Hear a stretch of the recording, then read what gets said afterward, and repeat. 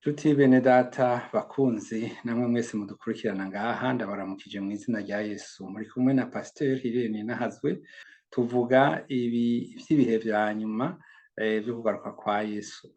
Mwibuke yuko abantu kuva na kera bamye bagerageza kugira ngo biyonkore ku Mana bidegemvye, niho hariya mu kiyaya ca Sinai bubatse umunara wa Babeli, hanyuma Imana ikaja kubatesha bikabateza indimi bikananirana ko bumvikana muri ico gikorwa. N'ubu ibiriko birubakwa bisa n'ivyo.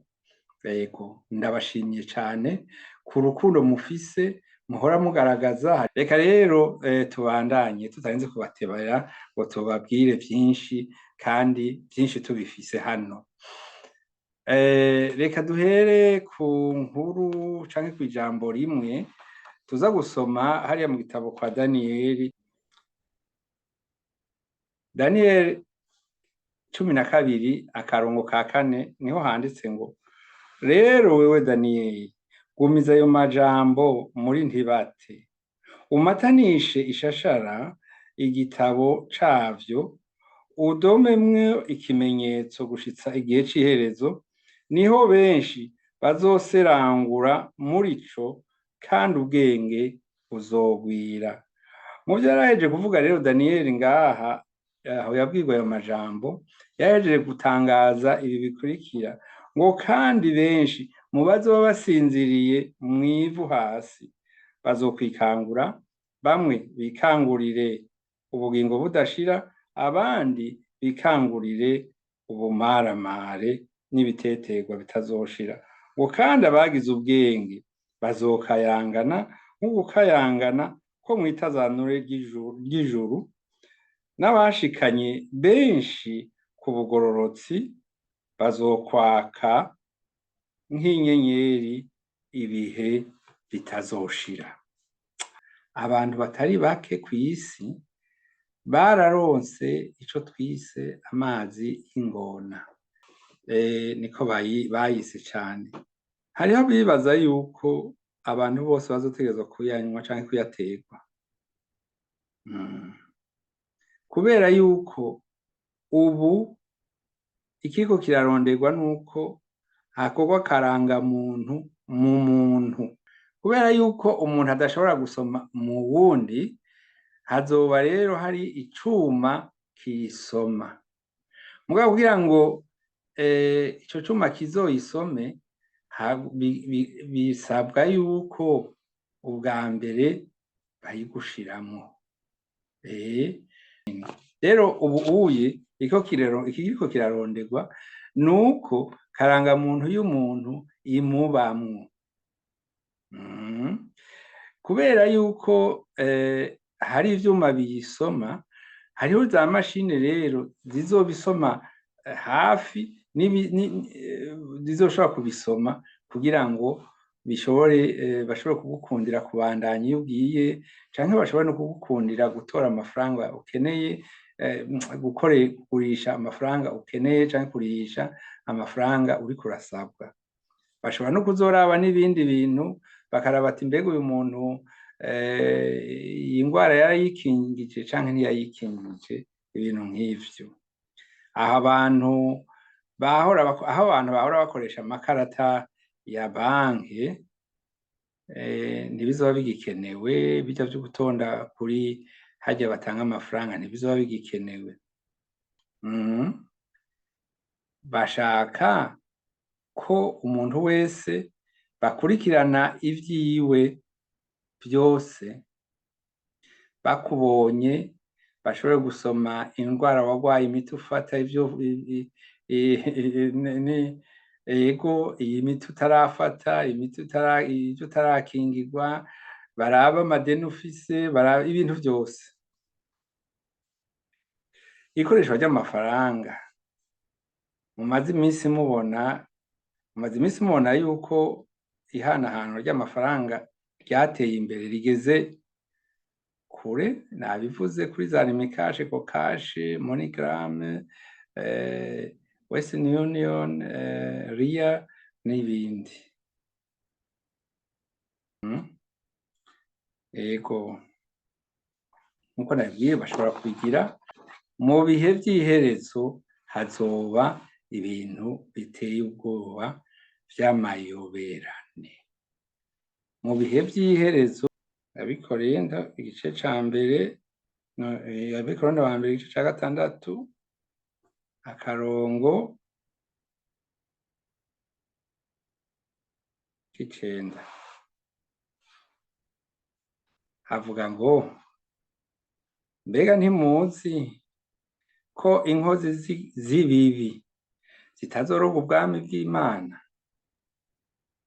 Ntimukibeshe, abihumanisha ibijanye n'ubusambanyi, abasenga ibigirwamana, abasambanyi, abagabo bihindura abagore mu bumaraya, abahuza ibitsina basangiye, abasuma, ingunge, imboregwa, abavuga nabi abandi,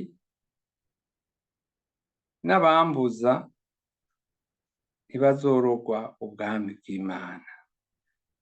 Amen. Ayo majambo arakomeye. Reka tubandanye gatoyi tugere kuri 11. Bavuga ngo kandi bamwe muri mwebwe bari bameze nk'abo. Wewe ubibwiye ubu ni ukuvuga ko naho wowe ukiri muri uwo mugwi urashobora kuvayo. Yego bari bameze nk'abo, ariko mwarogejwe, murezwa, mwongera mwemererwa n'Imana nk'abagororotsi mw'izina ry'Umwami Yesu Kristo, mubihawe na mpwemu w'Imana yacu. Aha intumwa Pawulo yariko yandikira abigishwa biwe bo mu karere ka Korinto, ubuye ni mu Bugiriki. Avuga ati mwebwe mwakijijwe kera, hariho ibintu mubimenye bishobora kubuza umuntu kuja mw'ijuru. Nivyo rero duhejeje kuvuga muri ako kanya. Nari mvuze nti mu bihe vy'iherezo hazoba ibintu biteye ubwoba, amayoberane. Bifatiye kuri karangamuntu izoba iri mw'ikarata igaragaza ko umuntu yakingiye ingwara z'ivyaduka, afise iri mu ruhusha rwo kugendesha imodoka, ikarata yo kwivuza, ikarata ya banke n'ibindi vyinshi, kuko iyo karangamuntu ngendanwa, sinovuga ngo ni ngendanwa kuko ni karangamuntu izoba iri mu muntu, izotuma bashobora kubona umuntu bagasoma ivyiwe vyose atana kimwe kivuyemo, kandi bafise n'ububasha bwo kumuzibirira udufaranga twiwe, canke bakamuhorosha bati wewe ntugende. Ino abana batarakwiza imyaka 18 nta ruhusha bafise kugura inzoga zirimwo alcool. Iyo bagiye kugura babanza kubabaza karangamuntu, hanyuma bakabona kuzibaha. Naho ubu rero bose baza bafise icuma c'uko umuntu ashira mu kuboko bakamenya ati uyu arakwije imyaka canke ntakwije imyaka. Ego abantu nabivuze, abantu benshi barafise canke bararonse ibikwiye mu mibiri yabo kugira ico kimenyetso bashobore kuba bogikabura, no kuvuga active, kigaca gitangura gukora. Ariko imbere yuko gikora hariho ibibazo kanaka umuntu azotegerezwa kwishura neza. Muri ca gisomwa havugwa ngo kandi ko hatagira umuntu yemererwa kugira ico agura canke ico ashora atari ufise ico kimenyetso. Hari ibintu bigoye gusigura uyu Dr Anne Marie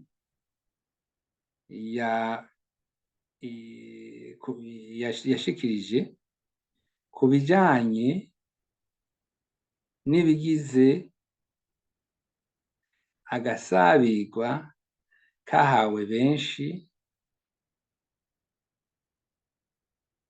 vyoba ariko kamwe navuga amazi y'ingona. Ako gasabigwa rero karimwo ibintu vyoba bimeze nk'ivyuma bifise ububasha bwo gukayangana nk'inzatsa.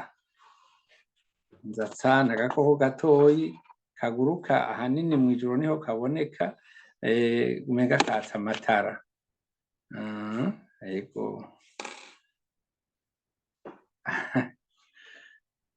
Yego, nibutse iri jambo. Iri jambo riri mu migani, rivuga ngo urupfu n'ubugingo biri mu bubasha bw'ururimi. Urupfu n'ubugingo biri mu bubasha bw'ururimi. Ururimi rurashobora kugukiza canke rukakwica.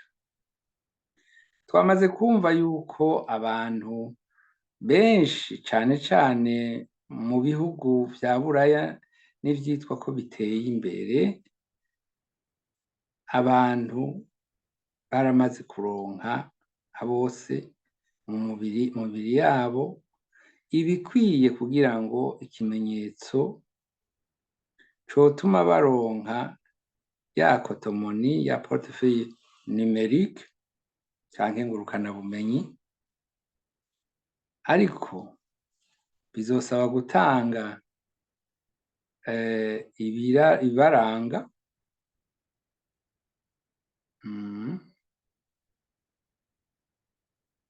ibibaranga basanganywe, za karangamuntu nazivuze, ikarata yo kwipfurizako n'ibindi. Birashoboka ko bohabwa urupapuro rwo kuzuza no gushirako umukono. Haheze imyaka mikeya batubwiye ngo kwinjira muri systeme, sinzi ko ico kintu hari umuntu yigeze kucumva, ngo kwinjira muri systeme. Aho bigeze abantu bose ntibarayinjiramwo neza.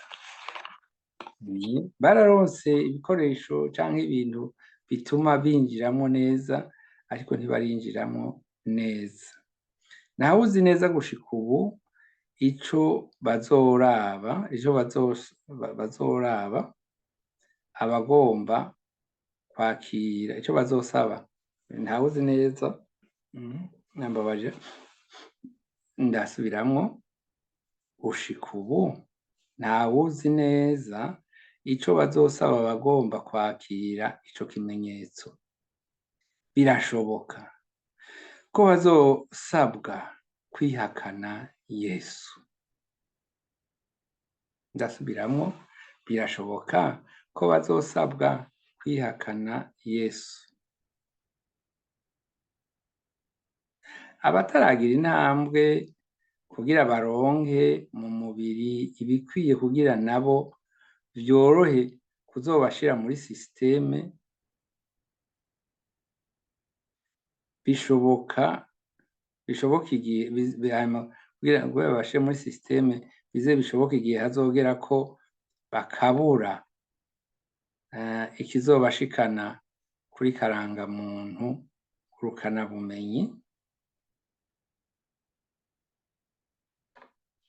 Nibaza ko bazokibasaba. Mu by'ukuri iyo karangamuntu ntaco itwaye.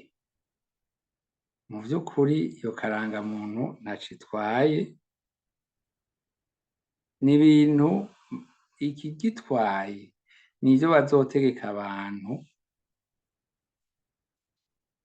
kwemera, kugira ngo uvyanse bamwugarire konte afiseko amafaranga. Ego, hari ibintu bazobasaba kugira ngo bitangure gukora. Aho rero hazogwa inkumbi, kuko hari abazovyanka n'abazovyemera kugira bakize agatwe, ariko bizoba bigoye. Ego, ico amareta na za banki zigomba ni ukuzoronka ingene bashobora gushikira umuntu umwe uwo ari we wese, mu gihe adakoze ibyo bashaka bamwugarire konte. Tugaruka kuri rya jambo nyene ngo kigera, kandi ko hatagira umuntu yemegwa kugira ico agura canke ashora atarufise ico kimenyetso. Bishoboka ko vyoba mu vyo bazosaba abantu ari kwihakana Yesu Kristo, kwemera gushigikira umugambi w'abahumvyi bamwe baryamana n'abagabo ari abagabo, abagore bakaryamana n'abagore ari abagore, ego, canke abihindura. Navuze nti kw'isi hari ibintu vy'amayoberane. Kw'isi hari ibintu vy'amayoberane. Uno munsi niho jewe iyo nkuru nayimenye, ariko biramaze nk'indwi. Umwana w'umunyarwanda w'imyaka 17 yakuriye mu gihugu c'Ubwongereza yahitanye ngo icuma yica abana batoyi bari bagiye kugira ibintu vyo kwimenyereza ngo muri yoga, hanyuma aragenda yicamwo abana 3, nabonye ari abana b'imyaka nk'ine, 3, yishemwo rero 3, uwa 4 aracari mu bitaro, ariko kandi hariho n'abantu bakuze bakomeretse. Ni ibintu vy'amayoberane, umwana w'imyaka 17. Ego, inkino n'ibirori vyabaye i Paris vyo kugurura ibirori vya Jeux Olympiques vyarababaje abantu benshi, kuko vyabonetsemwo akagaye no gucokora abasenga.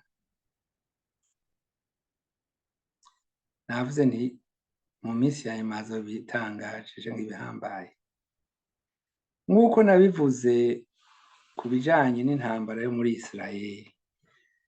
Hariho bamwe bari bashatse kumenya bati ubona iki gitero cagenze gute? Kuvyo nzi, kuvyo mbona, kiya gitero nticashoboka, kiretse gusa habayemwo ukubireka. Nayo ni tactique ya gisirikare kugira ngo abansi binjire canke baze, bakabareka bakagira ivyo bononye. Ikindi naco uno munsi rero naco nyene ni kijanye n'ububisha. Mwese mwarabonye canke mwarumvise yuko umwe mu bahatanira kuba umukuru w'igihugu muri Amerika, Leta Zunze Ubumwe za Amerika, ariwe Donald Trump, baramurashe, Imana irakinga, ntiyapfuye, ariko yarakomeretse ku gutwi. Vyabaye ibitangaza kubera yuko nuko yari ahindukije umutwe, ubundi uwo muntu yari yamugemye mu vy'ukuri. Vyarabaye, twese twarabibonye, navyo nyene vyatubereye ibintu mu bintu vy'ibi bihe biba muri bino bihe vyitwa amayoberane. Nivyo ibintu vy'amayoberane. Mu kanya namye ndaba amashengero yabaye ubuguriro. henshi amashengero yabaye ubuguriro, ibibanza vy'ubuhehesi bw'uburyo bwose yahindutse ibibanza vy'abahanuzi b'ibinyoma. Mu kanya nariko ndaba amakuru yatangajwe mu gihugu cacu kibanyi cacu co mu Rwanda, n'abavukanyi bacu ni bene wacu, amashengero ariko arugarwa kubera ntakwije ibisabwa n'amategeko. Amashengero yari amaze imyaka n'imyaka, ariko ubuye ngira ngo ayo nabonye nteranije yabashika ko ku 800. Ibi rero ni ibintu vyo mu bihe vya nyuma. Ino i Buraya nta wugaye amashengero, ariko amashengero ari gusa, amashengero ari gusa kuko abantu barayavuyemwo. Ushobora kugenda kw'ishengero ryuzuyemwo abantu ukababaza uti none muremera yuko Yesu Kristo yapfuye akazuka? Bati kada. Muremera yuko Yesu Kristo yavyawe na Mariya ata mugabo?